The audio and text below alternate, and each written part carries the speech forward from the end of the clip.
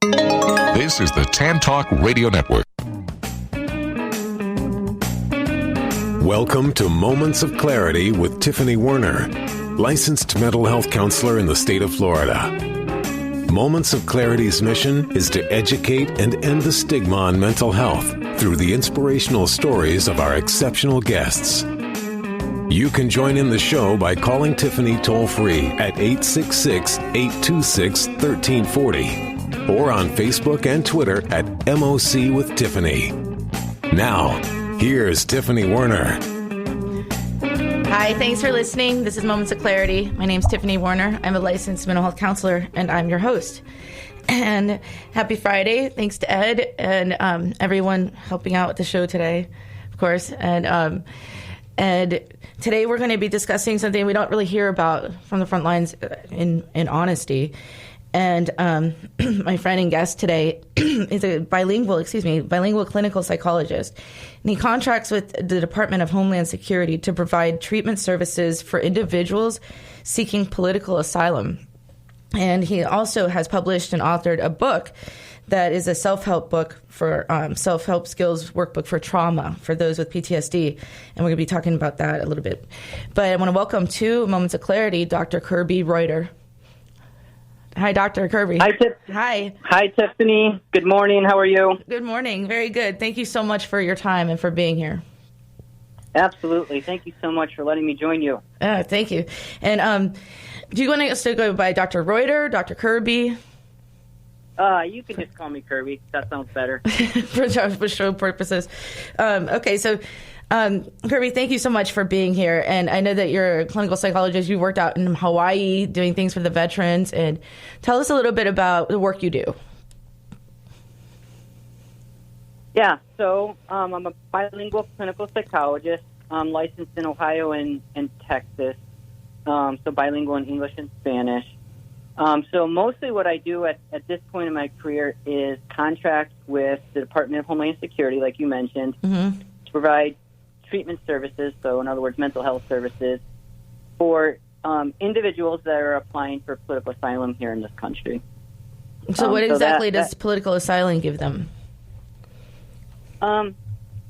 So basically, it expedites the immigration process. So it allows them to come here with the proper paperwork until further processing takes place. So it's not like, if they're approved for political asylum, they're automatically citizens or, even automatically residents. No, It's a very long process. But political asylum is basically a special immigration process for those who are displaced because of intense violence in their home countries. So they're displaced because of the violence that is in their home countries? Yeah. Like, what's an example? That violence can be caused... Oh, I'm sorry. Go ahead. Like, give an example, please. Sure. So a lot of the asylum seekers that I work with on a daily basis come from Central America. And as we all know, Central America is basically devastated by gang-related violence. When I say gang-related, of course, I'm referring to the drug cartels, who in many cases have much more authority than the local government, and for that matter, sometimes even the national government. Wow.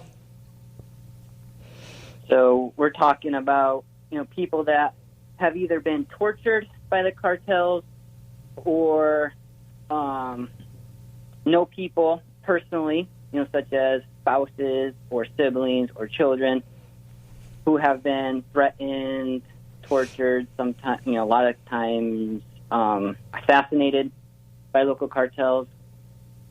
So we get people that are fleeing that kind of violence because if you've been threatened, or if you know someone that's been threatened, or if you know someone that's been killed, or if you're an eyewitness to someone that's been killed, you're next on their list. Yeah. So that's a typical example of what I mean when I say political asylum. So they come in, and then how do you get them political asylum? Yeah, so I cannot speak to the legal side of things. I'm simply the mental health provider. So actually, I have no involvement whatsoever in the legal process.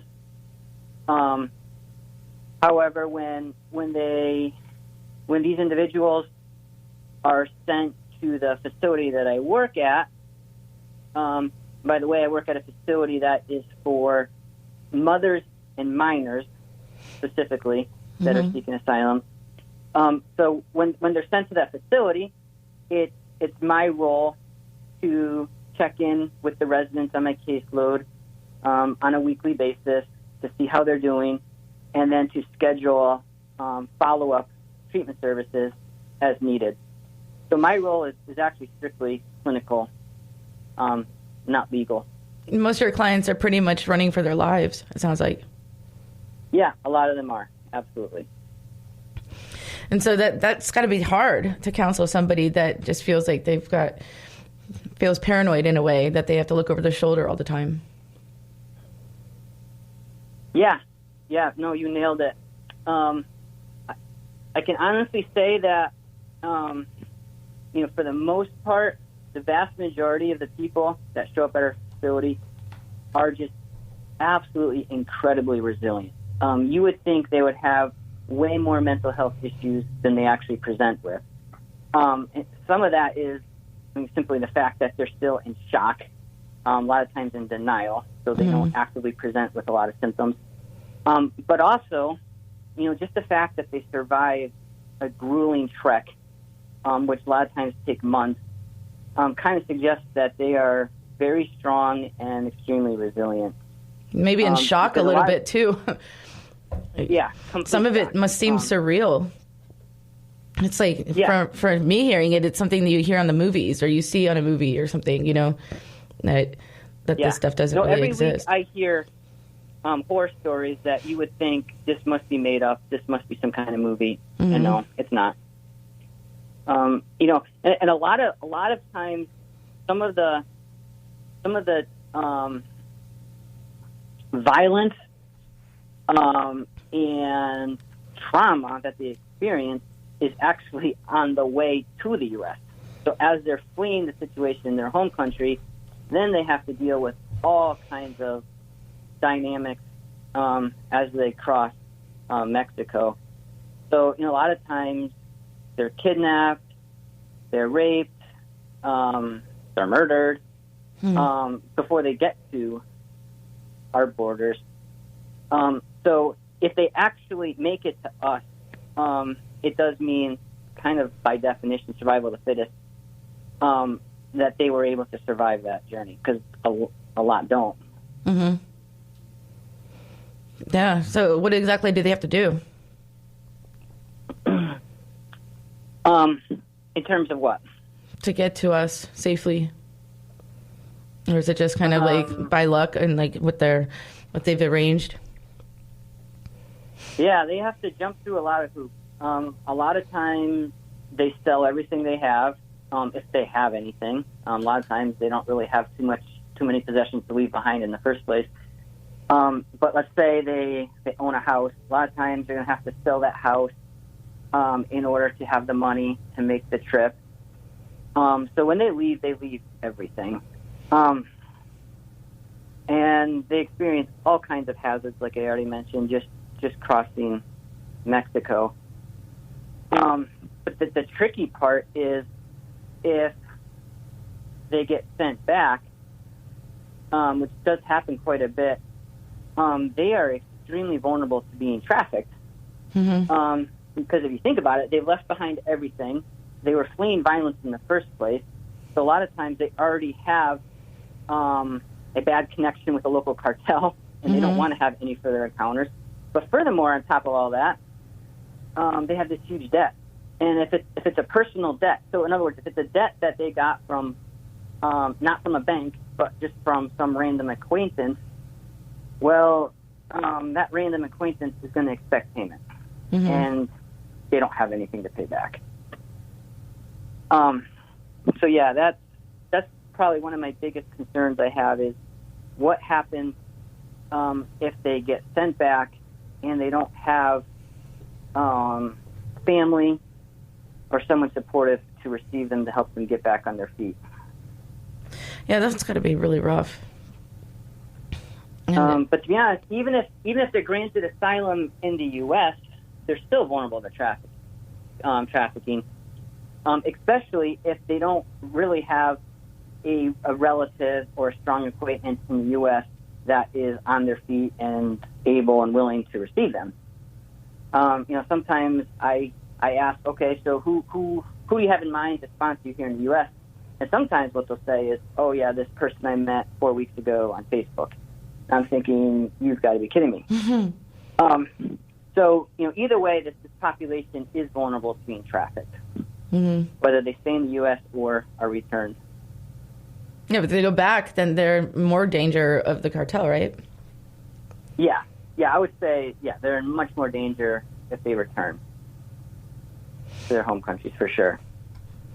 Yeah, wow, it's huge, though. I mean, it's something that we don't really hear about, the truth at the Texas border about what's going on with the immigrants and with people trying to either leave or stay in the country or come through.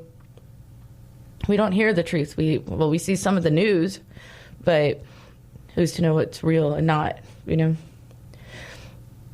So how disturbing is it up in the front lines where you are contracted? And I know that you want me to clarify that you don't directly work for Homeland Security, or else we wouldn't be able to do this interview. But you're contracted with, so it gives you a little bit more leeway. Yeah, that's correct. I don't work directly for the Department of Homeland Security, but I do contract with them. And you're correct. The news is all over the place on this immigration issue. I'm not even going to touch that. There's sensational claims on all sides. But yeah, what I will say is working with this population, day in and day out, really does change your worldview for sure. How so? So I guess one of the ways that doing this work has been a game changer for me personally is basically every time I go to work, it's a major attitude adjustment. And basically what I realize is I'm a spoiled brat of an American, and I have absolutely nothing to complain about. Mm-hmm. So that has actually been helpful for me. It's been helpful for me to realize that a lot of what we consider to be problems and issues as Americans aren't. Right. Relative to what a significant population of the world experiences on a daily basis. Yeah, we don't know how lucky we are, huh? Yeah, that's for sure. And to be honest, it wouldn't even be appropriate for me to share on the radio some of the horror stories I hear every week, just because, it would be too graphic. I don't know. I don't know if it'd be too graphic, though. But, I mean, I'm curious to know what you deal with day in and day out of what the reality is without getting too graphic. I want somebody to call in, too. 866-826-1340 if you want to ask questions. 866-826-1340 and join the talk. I know Dr. Kirby here has been very gracious with his time. And it's kind of like we don't know what we can and can't say, but... call in 866-826-1340. But as long as you don't say a bad word, I think we can talk about pretty much anything. Just saying. Whatever you're comfortable with. Well, how about this? We'll take our first break and then think about a story that you can share, you feel comfortable sharing. And then we'll be back with Moments of Clarity in just a moment.